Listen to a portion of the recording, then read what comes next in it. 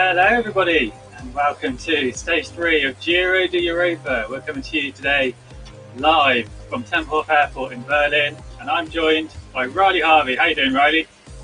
I'm great, thanks Mike. It's looking like it's going to be a great evening of racing again. Can't wait to watch it. Yeah, I think it's going to be a fast, frenzied, chaotic race. We're on the flat crit circuit. It's only 950 metres per lap. It's going to be a big field. So I can see there being a lot of carnage, lap riders being overtaken, people going early. So yeah, looking forward to it. It's going to be a tough one. So let's just recap the courses that we've had this week so far. Cap Mental was stage 1. That seems like a long time ago. The Ronda yesterday, 17.8 kilometres. Some steep hills there, that 20% gradient at the Paterberg. Tempelhof Airport tonight then. The longest stage of the event, 23.9 kilometres, but also the flattest. Off to Pienza tomorrow and Dirty Riva on Friday. So Riley, I know you've been doing your recon rides, you've been around Tempelhof a few times. Give us an overview. Well, Tempelhof Airport, it was a commercial airport up until 2008 when it closed. One of the biggest in the area, and physically one of the biggest as well. It was listed as one of the 20 biggest airports in the world, one of the 20 biggest buildings, sorry. But it's not the building that we're interested in, it's the runways and the aprons that are outside the building. They played host to the Formula E Championship and also the 8-bar Criterium, the biggest fixed gear race in Germany.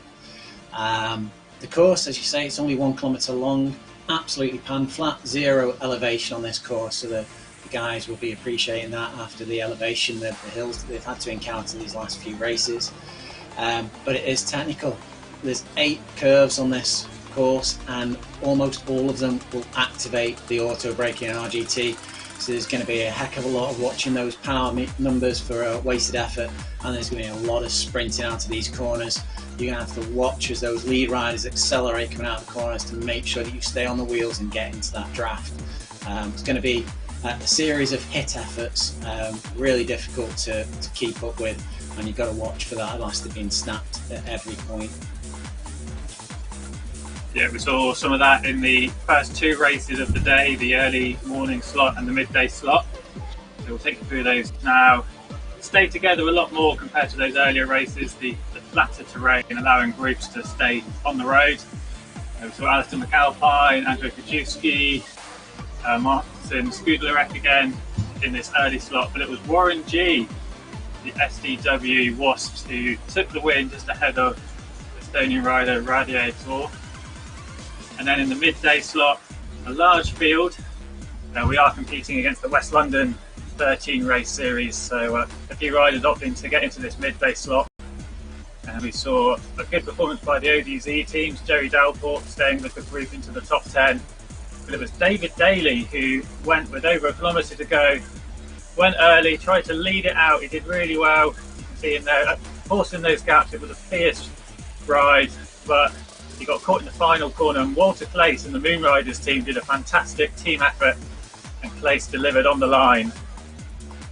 So there we go, there's race 1, Warren G at the top there, 35 minutes 48. You can see it was pretty close between that top 5, 1.4 seconds. And then in race 2, as I mentioned, Walter Clace for the Moon Riders, Scott Carey in 5th, Stefan O'Day in 8th, and Francois Eicher in 12th. 4 riders for the Moon Riders in the front pack. Sam Kimber, our winner of the midday race on Monday and Tuesday, finishing 6th today, nicely in that front pack, but you can see how they were 2 minutes quicker. That just shows how fierce the racing was. So let's have a look in a second, and we'll look at the overall leaderboard. Any standout performances there that we should have made sure we highlight, Riley?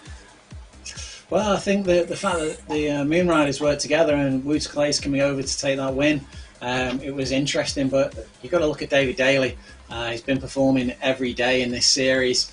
Not really been up there in the first places. It's been kind of third, I think, in most events in a smaller field where there's not been a great draft. Been getting some really fantastic times in, but to go with that sort of a distance today and really make a race of it, he had everyone chasing him, and for a little while it looked like he was going to make it stick.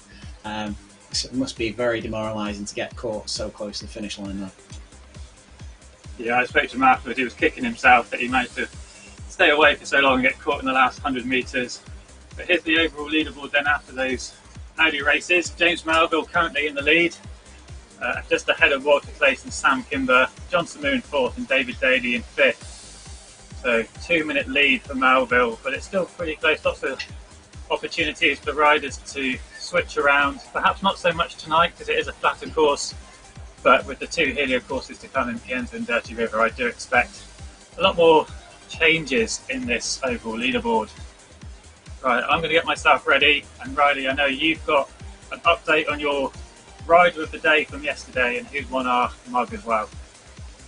Yeah, so as everyone knows, we're giving away prizes during this series. We're lucky enough to have hooked up with Element and have some of their hydration powders. They're a fantastic powder. We're giving away packs of 30. They're a retail value of around about £45 to the winners of that Riley's Rider competition. After the event, I'm suggesting a few riders, but we're encouraging as many people as possible to go to the Facebook pages, vote for the rider that they feel has been the most combative, the most interesting to watch.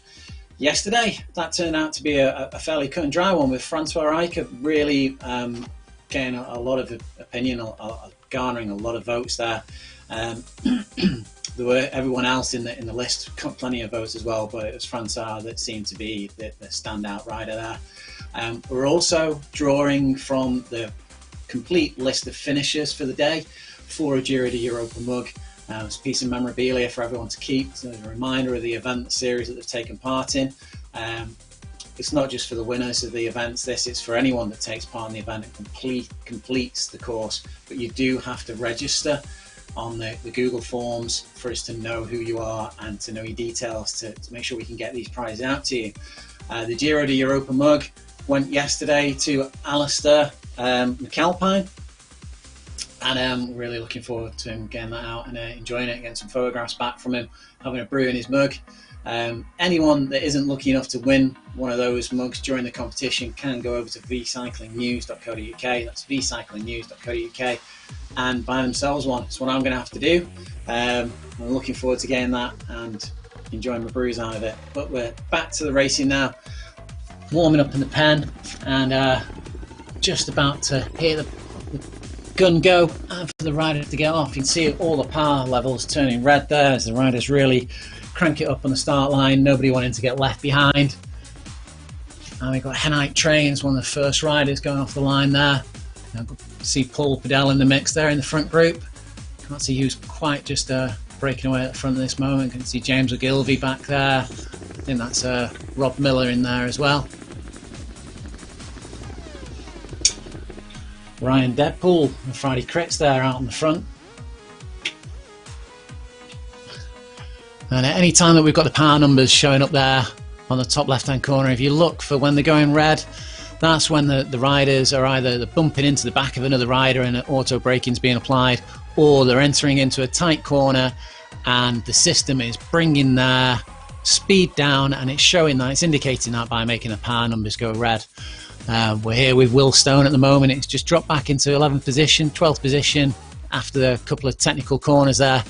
Will's a fantastically strong rider, loves taking part in the Monday night TTs. Can expect to see a good sustained power output for him throughout the whole of this race. He has recently been suffering from an injury though. He's been off the bike for a little while and lost some of the power that he has, and it is displayed in early races in the season. With Togeem here, see Togeem there, he's having to power 400 watts. It's not an easy race, this one. This is one way you are putting in sustained efforts all the way through and trying to push out the corners at the same time. We mentioned that the Tempelhof airport were on the runways and the aprons that form part of the airport runways here, and if you keep your eyes open in the distance you will see the old aircraft tower, the control tower out in the scenery there. This Henite train goes through to the front. We can see Hederdam in the middle of the picture there, Casper Hederdam putting out 365 watts. Hederdam has been fantastic fantastic in this season so far. We'll have to see whether he can secure another win for himself tonight. To look through the pack and see, just about to mention Rasmus Feldball there. Rasmus has been at the front of the races as well with Hiederdam. We had a little bit of a battle with James Melville last night. Wasn't clear last night. We did think that it was all sewn up for Hiederdam, and then James Melville made a fantastic attack on the Paterberg. He dropped Rasmus Feldball, but he couldn't quite catch the Hiederdam. Tom Gates there, another rider near the front. He's been taking part in this series from the beginning. Not a favourite fan of the elevation, Tom Gates, but he was hopeful that he'd perform a little bit better on this flatter course, and liking the flat terrain, the more criterium style racing a bit more than the hills. Togim there at the front again. See, Nick Hugar there, another of the Danish riders coming to the front, and Tom Gates, just as I mentioned him, he's popped his head out into the wind there.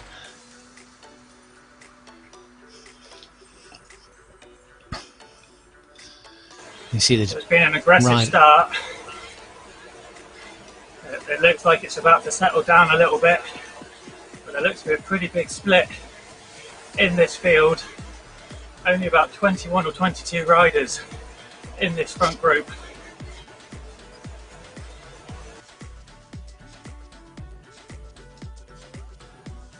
You can see them just there on the right hand side, passing behind. It really has blown early. Yeah, we've already passed some back markers there. Focusing on Angus Smith there, you see his power going up to nearly 600 watts there as he was making an effort, bringing himself towards the front of the pack. There's Nick Hall again taking the lead. As Henite Train comes through in second place. This is one of the softer corners on the course. Not too much braking involved there, not too much of the auto braking, but again you can see straight away there power numbers turning red as the system applies auto braking, and Rasmus Feldball putting an effort in on the front there and opening a small gap up on the group. A helicopter shot showing how sharp these corners are and just how much of a gap Rasmus Feldball's opened up there. We have still got a long way to go in this race. It's unlikely they'll be able to make this stick, but if a teammate or two come forward to him, bridge to him, and are able to share the work, they can get away.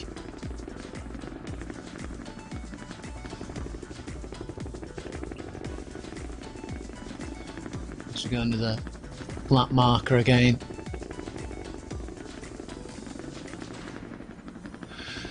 So I rode this course yesterday and I was averaging on my own around about 1 minute 45 for a lap, and I expect that these guys are going to be doing that in around about 1 minute and 30. We'll have to keep an eye on the times as they go through. Significantly faster than I. 1 minute 19. 1 minute 19 we're on. Yeah. Fantastic. It's very fast. And there's 22 in this front group.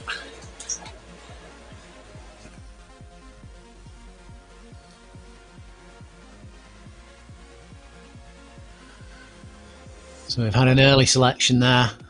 What we might see coming up soon is as we're approaching one of the groups on the road, you may just see one of the riders making a sneaky attack, bridging to one of the back markers on the road, taking a small breather and then going again to try and just break this up again. You can see easily there how with a rider pushing on the front it is stretching this out. Oh, Daniel Cadiz. It's the first time that I've seen him on the front there. Nick Hall again. Easy to spot in that bright yellow kit. Coming past one of the back marking groups here. You've got to be careful for the auto braking. You do have to push when you're coming near to these groups. If you're not pushing hard enough, then the system may not realise may slot you into one of these back marker groups and think that you're trying to draft them. You have to push as you're going past these back markers to make it clear that you want to go through. You don't want to sit in the behind them. Yeah, that nearly happened to me just then. So I had to get back on the power and push through, make sure I didn't get drafted into one of those slower groups. But I'm safely through. Just trying to manage my effort.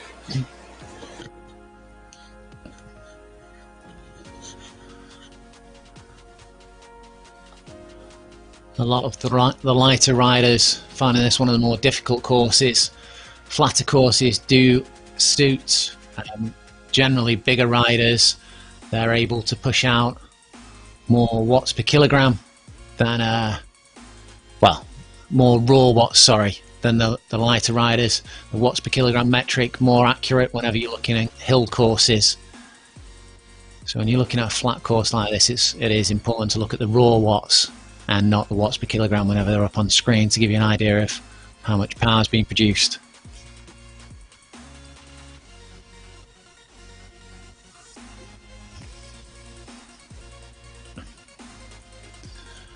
Just keeping an eye on the back of this group now, seeing if we're seeing any of the riders suffering a little bit. Nicky Hugard back on the front there. And we're just seeing the remainder of the pack there going through. That's the big split in the peloton.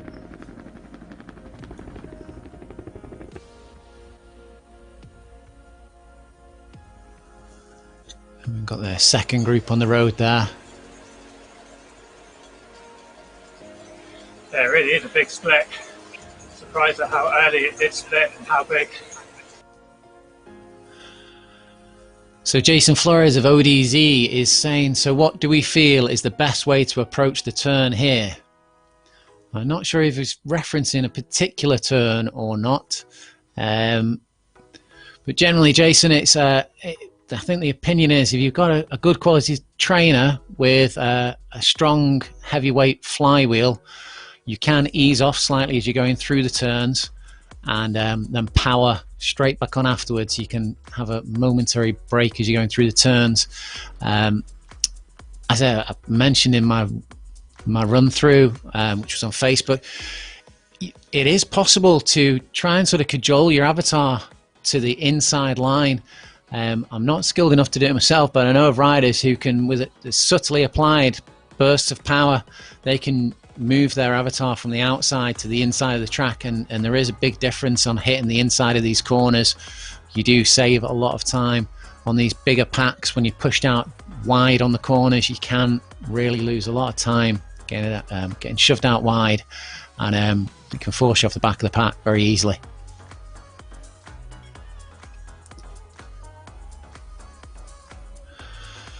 Yeah, so Jason just elaborated there. On the gentler corners, hold your pace.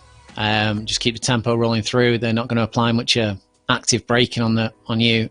On the harsher corners, I think it's possible to have a small breather as you're going around there, and then come straight on the power afterwards and sprint out like you would in a real crit race.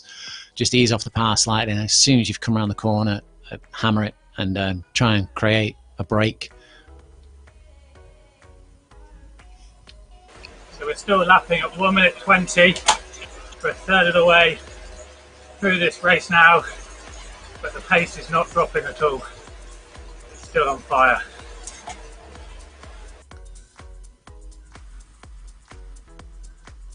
And Tom Gates, who's been our second rider on the road there for some of this week, he's pushing his way forward there. He did say that he was going to enjoy this terrain a little bit more than some of the other racing he's been doing, and it does look like that. He's pushing his way up there into the higher placing positions. You saw him come around tight on that corner, taking the inside track, and it's already moved him up into fourth and second. Daniel Cadiz there in the little 500 kit, hitting the front line. And just a drop back in the second pack on the road here. You can see it is a big group there. Got Gallo on the front. I can see John, by the way, who was commenting on Facebook earlier on that he wasn't looking forward to this race. a lighter rider, fan of the hills, the drawn out climbs like Stelvio, and he's doing pretty well, holding position there, 43rd.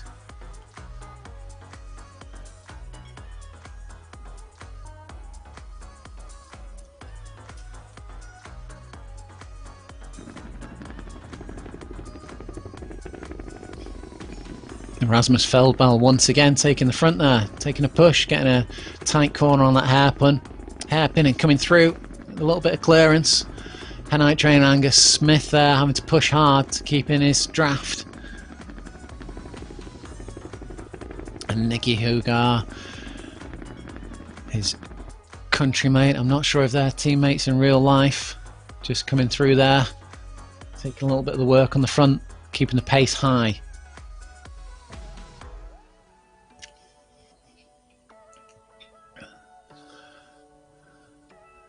Angus Smith, I think, dropping into Tom Gates' wheel there. He's eased up slightly on the par. Going into this corner. It's Rasmus Feldball again on the front. He's really pushing hard in this race. Keeping the tempo really high.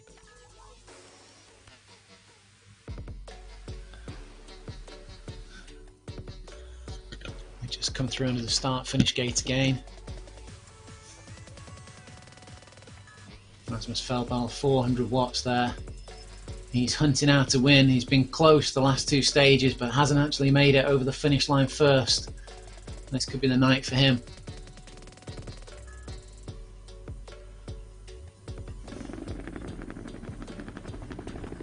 You see he's opened up a little bit of a gap on the group in there. As he comes past back marker there, Richter.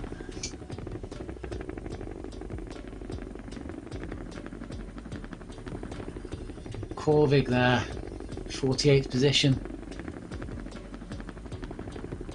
A little bit of can be a little bit confusing now whenever the pack is following. I think Rasmus Feldball and Colvig are in the same kit there, and it's possible that some of the pack might be thinking that Colvig is actually Feldball.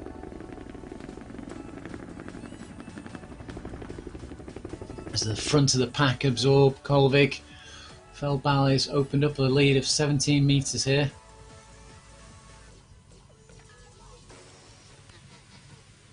Angus Green, Henite train, trying to close down that gap.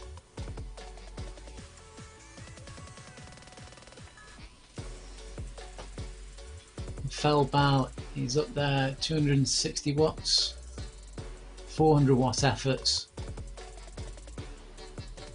Pushing hard.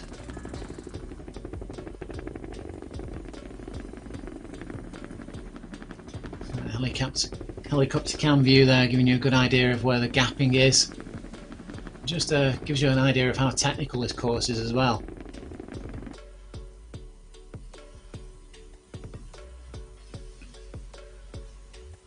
Henite train, another rider who's been on the front and active. 400 watts there, just see he's eased off slightly in that corner. Oh, Feldball eased off, Angus Smith's gone through it and into the lead. The pair of them are off the front of the group though. Feldball's up to him, past him. Will Angus Smith work with him? It's still a good sized group in behind. Plenty of opportunity for these guys to work together. 20 riders. So 2 riders on the front, not too much to worry about just yet.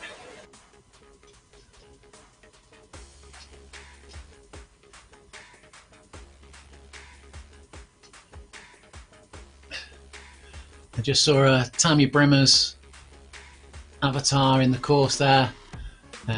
Tammy Brimmer of TLB Velo Photography is in the course, taking some professional shots tonight of the action. We'll be sharing those on Facebook later on. Anyone who's seen Tammy's work, it really brings the races to life. You'd be easy to forget that you're looking at a virtual race whenever you've seen the shots that she brings. Really brings all of the racing, the avatars, the skyline to life. Captures some great scenery. I think a few of the riders are watching the stream. They're giving us waves, a little bit of showboating. Maybe they're just trying to get one of those photographs from Tammy.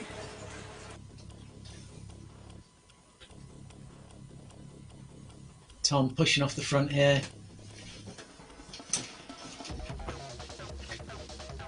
Eager to get himself some screen time. 550 watts. It's very aggressive riding.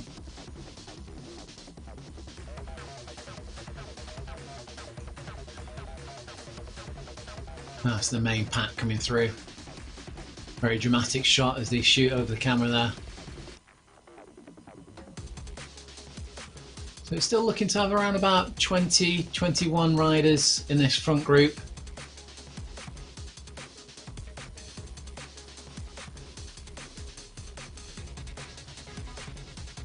I think our time is going to be close to the midday slot. We're on about 33 to 34 minutes at the moment. 33 minutes 30 seconds was that lunchtime slot time, so we could see quite a bit of jumping around in that GC.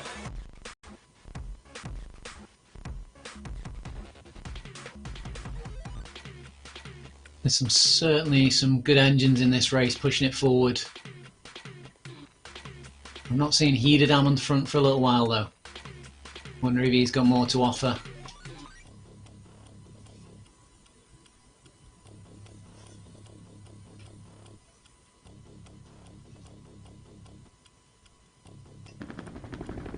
I can see Rockwell in the pack. 5-day event. So you might just be feeling those efforts from the first 2 days. Maybe just keeping an eye on the next 2 days. I can see Rockwell in the pack, Mike. He was one of the winners earlier on in the week, wasn't he? One of the earlier sessions. Yeah, that's right. Monday and Tuesday he was in the early time slots. He's here in the evening time slot today, riding for no pins R3R.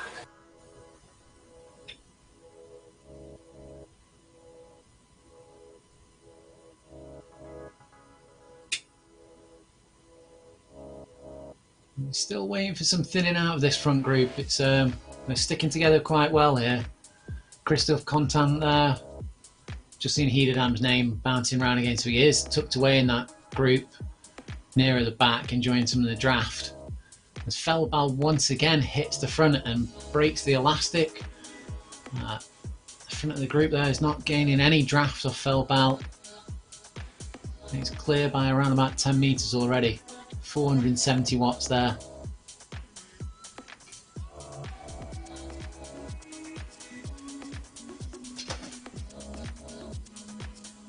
Hen Night Train, first rider leading the chase.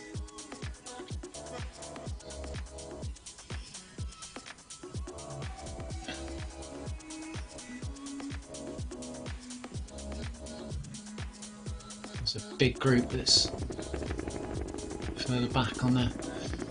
You see Feldbal here approaching very quickly onto the group of riders, that big group of riders, and he'll enjoy a brief respite there as he gets to them, and a little bit of drafting advantage as he comes through the field. Wonder if that's part of his tactic. There'll also be a little bit of confusion as he goes through that field because riders won't be 100% sure who they're actually chasing.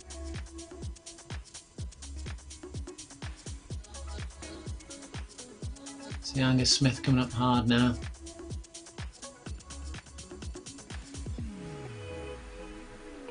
Rasmus Feldbal puts in another effort around that hairpin, and he's into that group. He eases slightly. See Rasmus Feldbal, power bar's gone down into the yellow there as he's waiting for the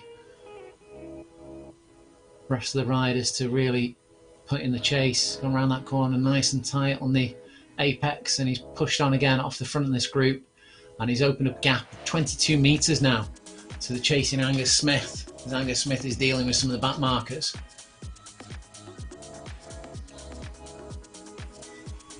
That's our two groups going through there.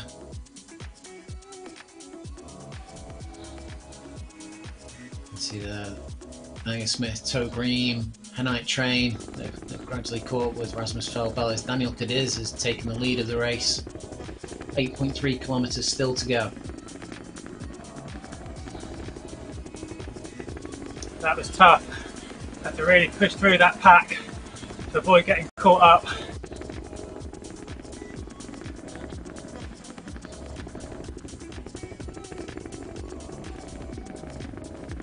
We see Hederdam now. Another Danish rider's taking the lead of the race. I do wonder how much of the fatigue is in his legs from the last 2 days' efforts.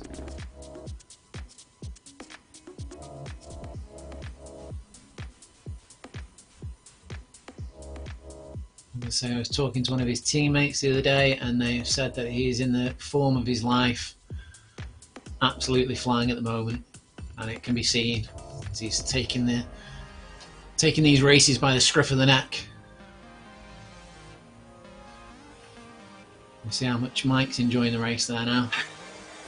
Hi there guys, I'm up towards the front, I'm in a decent position, 2/3 of the race done, just about holding on now towards the finish. When it starts to get spicy and we see these attacks, such as Hederdam putting in now.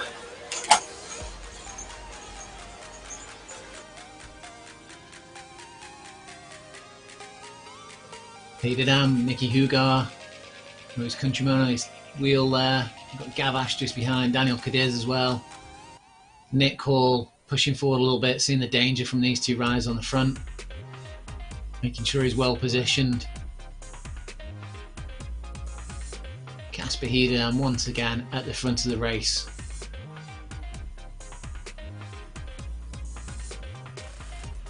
It's, when you've got the legs to control the race from the front, that's some going.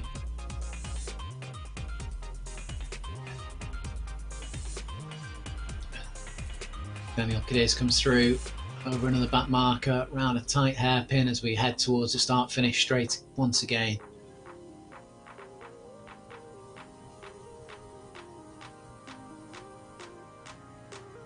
And we have 6.7 kilometres of this race left to go.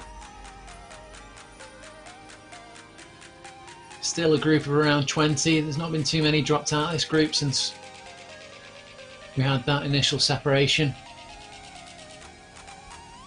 I think we're going to start seeing the lap times come down even further as they really turn the screw and try and thin this out a bit more. Yeah, it's got a bit tricky as we've passed groups. Lap riders have jumped in, so our group has swelled a little bit bigger than the 20 riders in the front group. It is a tactic that happens on indoor racing. It does make it a little bit more challenging, making sure you're picking the right wheel. Yeah, people trying to limit the losses on the event. They'll see the lead group come round, they'll jump in there and try and enjoy the draft of some of the faster riders on these events so that they're not losing too much time on the overall GC. I'm seeing Joris Sheppers, that name there, he's in 8th position. And Daniel Cadiz, Rob Miller, Angus Smith, all at the front of this race now.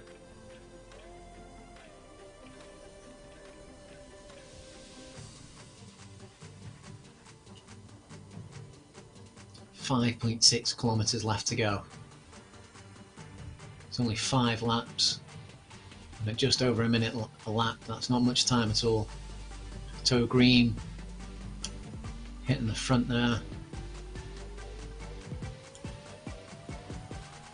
Spanish rider.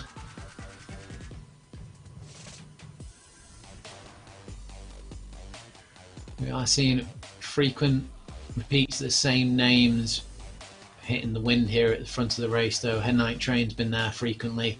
Tom Gates there a lot.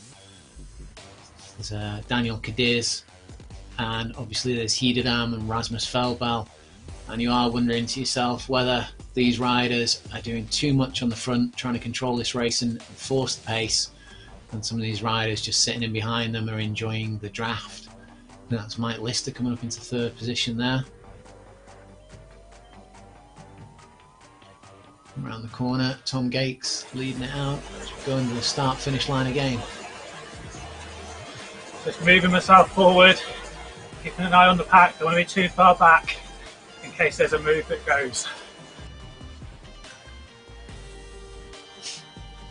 Yeah, as we were saying on the run-in, David Daly, he went with around about 2 laps to go.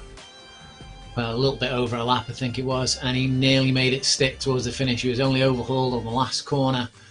So it is possible you're going to see an effort like that. And with some of these riders in here, you can see Casper Hiederdam, Rasmus Feldball going from even further back than 1 kilometre. They've got the sort of legs that will take them all the way to the finish from about 2 kilometres. Will make it difficult for anyone to overhaul them.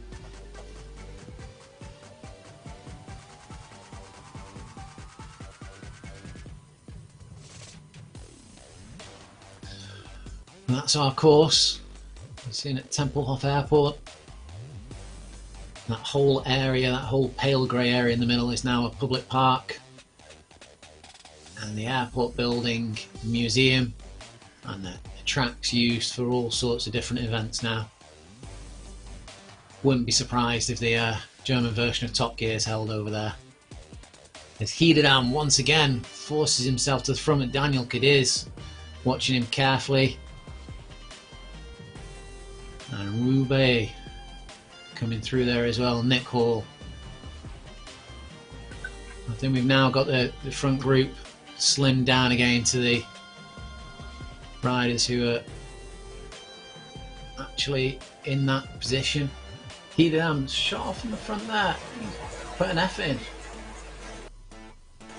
That last lap was 1 minute 23, so I thought it was slowing down a bit, but Hiederdam is now going 3.4 kilometres out. Now this is going to be a long way for any rider to take it, but we have seen Hiederdam put in some fantastic efforts on the races so far. He's just run off the front and demoralised the entire pack. I wonder whether he's using this as a little bit of a tactic tonight to draw out some of the riders and make them do the work, going a little bit earlier than he perhaps would do to get these riders rushing to catch him, easing off, enjoying their draft, and then going again. Mike Garwood in the pack there. Sorry, Marcus Garwood.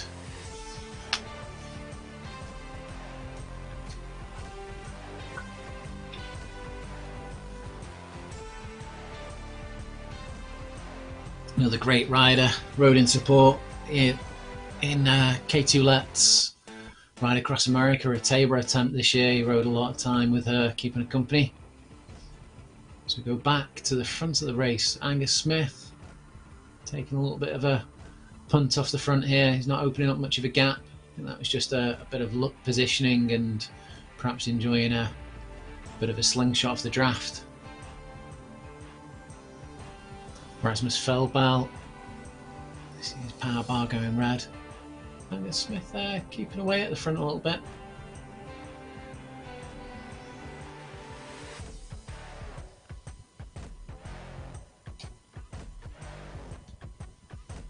You can judge on the avatar whenever the legs stop pedalling if they've got a cadence sensor on the turbo trainer. It is fairly accurate as to when the riders are pushing and when they're not.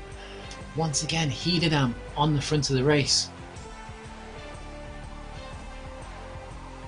Casper Hiederdam, I think that's Daniel Cadiz following his wheel. I think that the pack have learnt from the last couple of days that Hiederdam is not a rider to be let off the front. You can't give him any space. Toe Green coming through there. I've not seen Tom Gates on the front for a little while.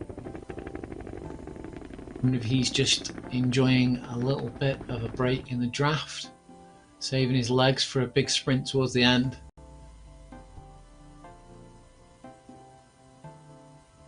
It's the first time we've seen Anthony Dubray highlighted, back in 16th position at the moment, pushing out 470 watts there to keep his positioning.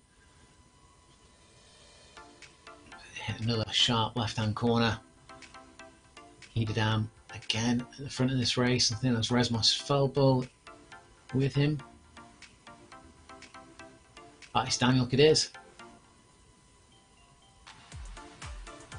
Daniel Cadiz running through there with Hiederdam.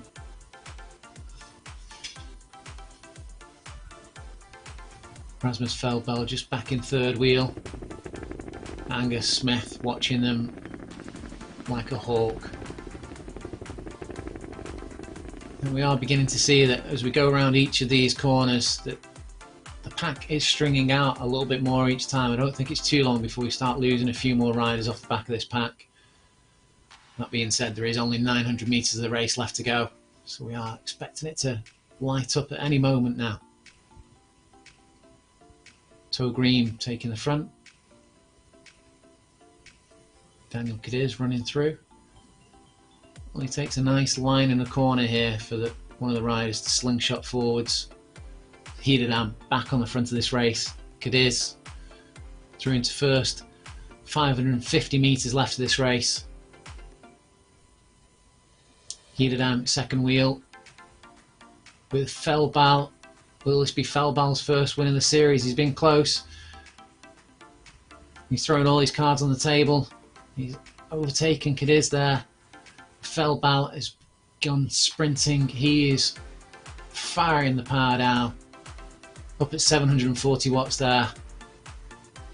Will the group be able to reel him back in? He's only got 160 metres left to go. It's not looking likely. Mike Lister into the last corner, putting all his effort in. Mike Lister coming up fast. See Toe Green there coming through. Felbal takes it. Felbal, Toe Green, Angus Smith and Mike Lister. Tom Gates coming through in 5th position. Fantastic racing, very closely bunched at the end there. Riders paced that very well to take it all the way to the end. Heededam back in 7th position there, but he won't have lost any time at all with that finish. Very respectable, as will Rockwell, Nick Hall there. A little bit back further down the course here, we're back in 49th position with Dan. You can see ahead of him there's Lee Marshall in 30th. I think we must have had some lapping already there between these groupings. We've got Robin Sanderson, 31st position, Alsop.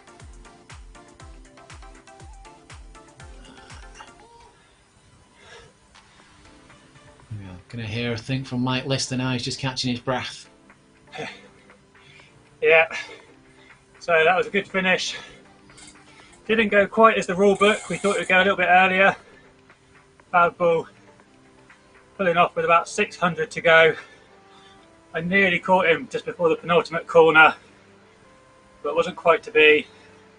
And then Jeem and Smith just managed to overhaul me on the run into the line. Good result for Tom Gates up there in 5th. We know he was looking forward to this race. Iki Nixon in 6th, Heidedam in 7th. Big numbers there again, 4.8 for Feldbau, 4.7, 4.7. So decent numbers. Tom Gates 3.8. Efficient riding by him.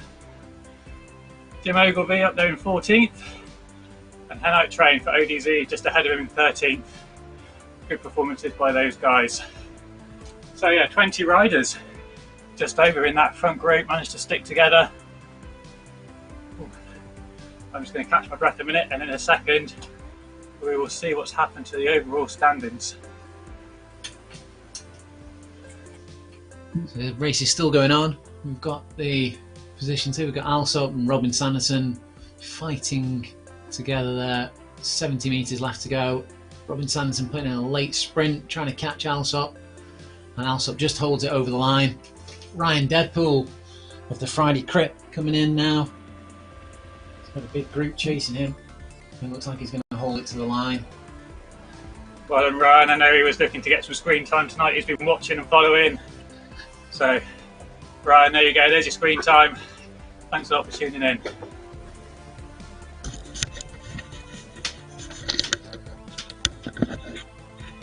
A couple of riders probably now a little bit annoyed that I've been talking over their finishes, haven't they? But I'll let you get on with the reading through the finishes. Oh, we're back in 44th position with Hayes now. He's just coming up on the finish. 240 metres left to go. Fantastic finishing times from all these riders. They've all managed to finish the course faster than I did. I'm sure there'll be some PBs set down today. That's really interesting that it's, to say, it's so close between this race, this time slot, and the early time slot. So we thought that it was going to be this time slot that was going to be the fastest, but it was very close. 33 minutes 31 seconds was the midday slot. 33 minutes 24 seconds for this evening's winner. So very close there. I'm sure those riders that normally ride the evening slot but went for the midday one might feel justified in their decision now.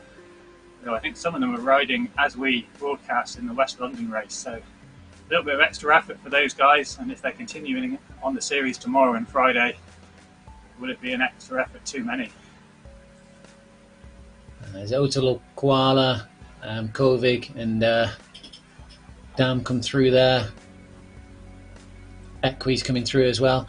I did get to catch up with Francois Riker earlier on today, and he was saying that he'd spoken with a few of the guys and they were going to ride the midday slot for a number of different reasons, but one of their main objectives was to not lose time over the evening slot, so that there was a few of those riders riding together to keep pace extremely high all the way through that race, for competition wise, but also they wanted the overall competition. They wanted to be still competitive in the GC.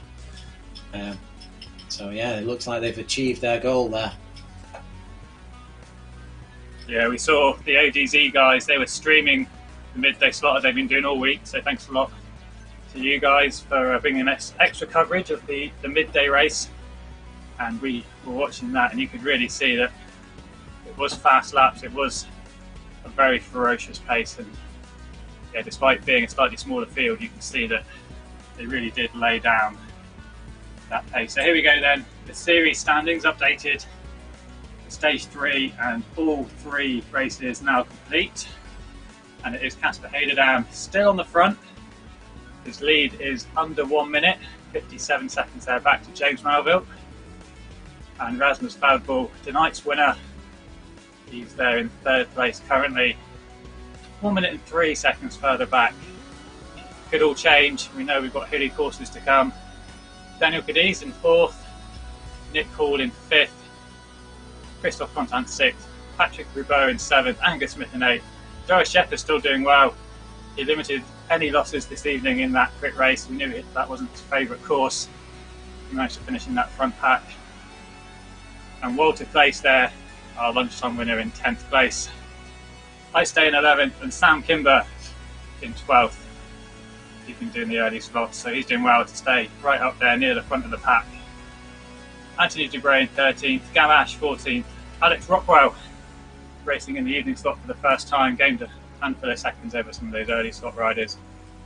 John Samu, David Daly, Francois Riker, who we saw in those midday slots. Romuald Garcia there in 19th. We haven't seen much of him on the road, but it looks like they've been fairly consistent, sneaking into the top 20.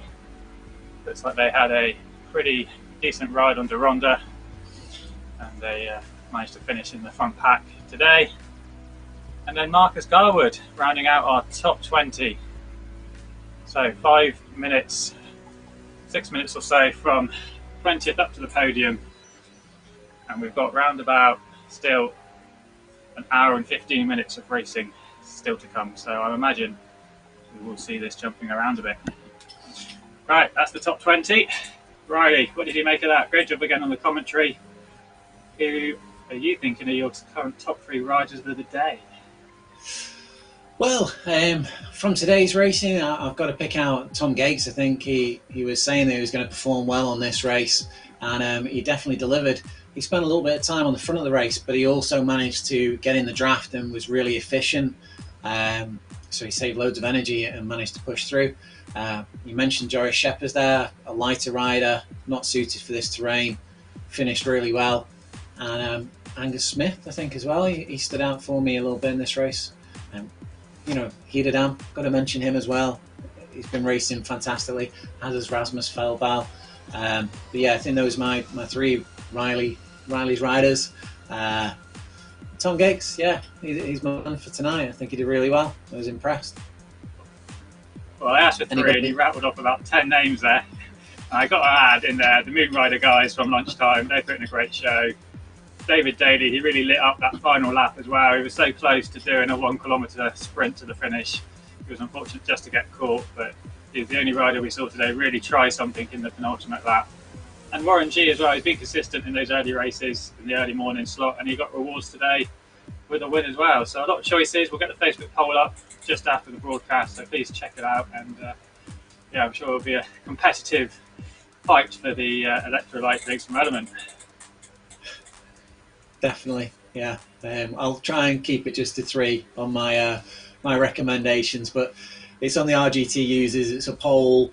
You can vote for who I suggest, but you can also add your own riders. It is about the viewers themselves, about your opinions of the racing. So, you know, please don't be swayed by my opinion. You can get on there and add your own rider in, and you know, give a little bit of promotion to your own riders, your own teammates.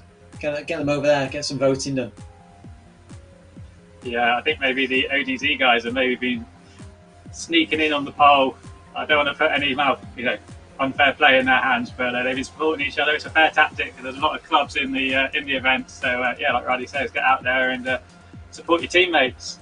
Yeah, Jason Flores from ODC has been watching this evening, so I'll just give him a shout out, and also John Samu, Ned Bowen, Anton Renew. Thanks for watching, guys. We do appreciate it, and please give us a like or a subscribe on Facebook and YouTube. That's really appreciated. What we got coming up tomorrow, Riley? We got Pienza, haven't we? I know that's the course that you rode. You've been testing all of these.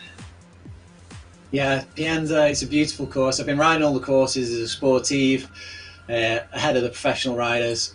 So Pienza, one of my favourite courses on RGT after Formentor. It's probably my top one. Pienza, it's great. You start off outside the city walls. Slight climb before you drop onto the Strada Bianchi, and a massive descent. There are a few sharp turns on this course, and one of them comes in the Strada Bianchi there as you turn a sharp left, scrubs your speed off, and then you work round to the right hand side, hit straight away by a nice little short sharp power climb.